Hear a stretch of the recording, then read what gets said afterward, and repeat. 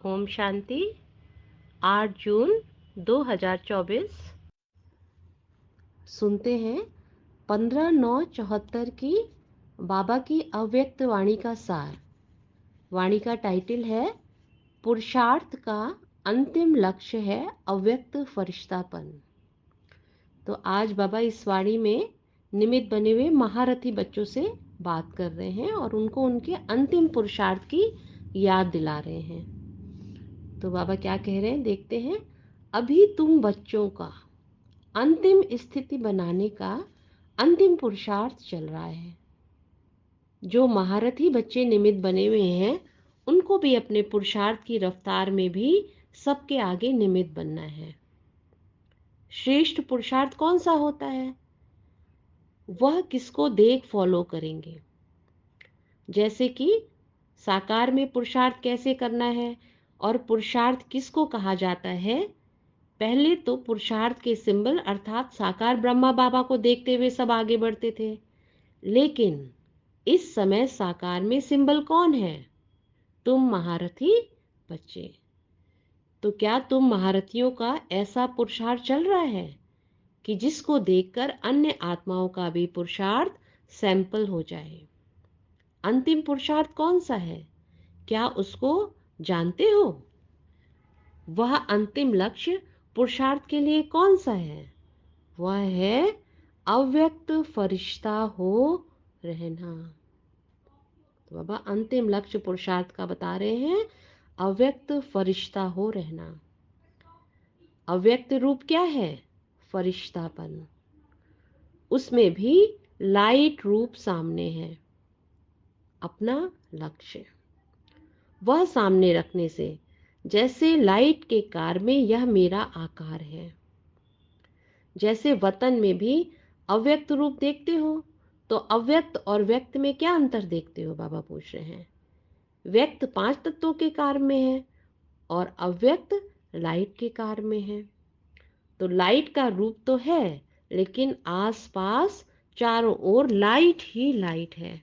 जैसे कि लाइट के कार में यह आकार दिखाई देता है।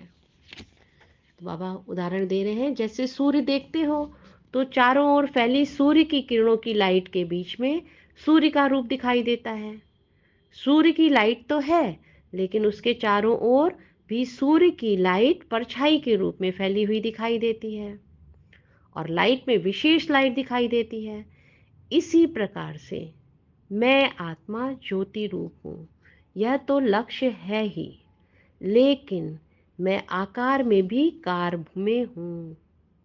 चारों ओर अपना स्वरूप लाइट ही लाइट के बीच में स्मृति में रहे और दिखाई भी दे, तो ऐसा अनुभव है। चारों ओर अपना स्वरूप लाइट ही लाइट के बीच में स्मृति में रहे और दिखाई भी दे, तो ऐसा अनुभव है। जैसे कि जब अपने को आईने में देखते हो तो अपना स्पष्ट रूप दिखाई देता है, वैसे ही नॉलेज रूपी दर्पण में अपना यह रूप स्पष्ट दिखाई दे और अनुभव हो।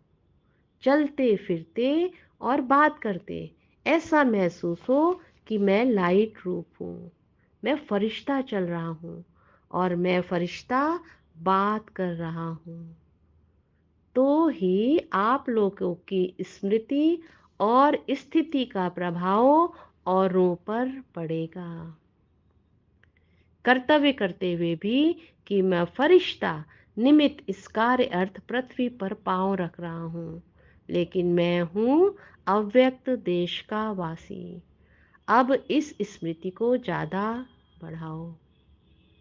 मैं इस कार्य अर्थ अवतरित हुई हूँ, अर्थात जैसे कि मैं इस कार्य अर्थ पृथ्वी पर वतन से आई हूँ। कारोबार पूरी हुई फिर वापस अपने वतन में। जैसे कि बाप आते हैं तो बाप को स्मृति है ना कि हम वतन से आए हैं कर्तव्य के निमित्त और फिर हमको वापस जाना है। ऐसे ही आप सबकी भी यह स्मृति बढ़नी चाहिए। कौन सी स्मृति? कि मैं अवतार हूँ, अर्थात मैं अवतरित हुई हूँ इस देह में। अभी मैं ब्राह्मण हूँ और फिर मैं देवता बनूंगी। यह भी वास्तव में मोटा रूप है। बाबा कह रहे हैं यह स्टेज भी साकारी है, अभी आप लोगों की स्टेज आकारी चाहिए, क्योंकि आकारी से फिर निराकारी सहज बनेंगे। जैसे बाप भी साकार से आकारी बना, आकारी से फिर निराकारी, और फिर साकारी बनेंगे। अब आप लोगों को भी अव्यक्त वतनवासी स्टेज तक पहुंचना है, तभी तो आप साथ चल सकेंगे। अभी यह साकार से अव्यक्त रूप का पाठ क्यों हुआ? ब्रह्मा बाबा का बाबा पूछ रहे हैं कि साकार से अव्यक्त रूप का पाठ क्यों हुआ? सबको अव्यक्त स्थिति में स्थित कराने, क्योंकि अब तक इस स्टेज तक नहीं पहुँचे हैं। बच्चों को अव्यक्त स्थिति में स्थित कराने के लिए ब्रह्मा बाबा का साकार से अव्यक्त रूप का पाठ हुआ है, क्योंकि अभी हम बच्चे उस स्टेज तक नहीं पहुँचे हैं, अभी अपने अव्यक्त स्वरूप तक नहीं पहुँचे हैं।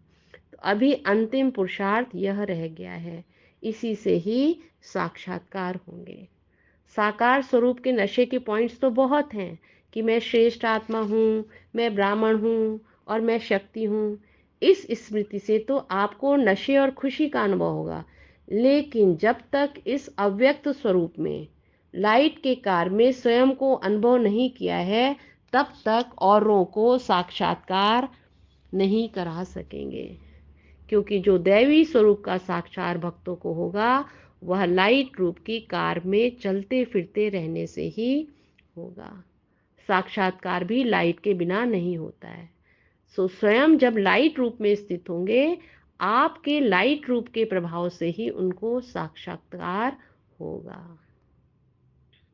वह सुनने के इच्छुक होंगे कि यह देवी या शक्ति मेरे प्रति क्या आकाशवाणी करती है। आप में अब यह नवीनता दिखाई दे। साधारण बोल नजर ना आए, ऊपर से आकाशवाणी हो रही है, बस ऐसा अनुभव हो। इसलिए कहा कि अब ज्वालामुखी बनने का समय है। अब आपका गोपीपन का पाठ समाप्त हुआ। अच्छा, ओम शांति।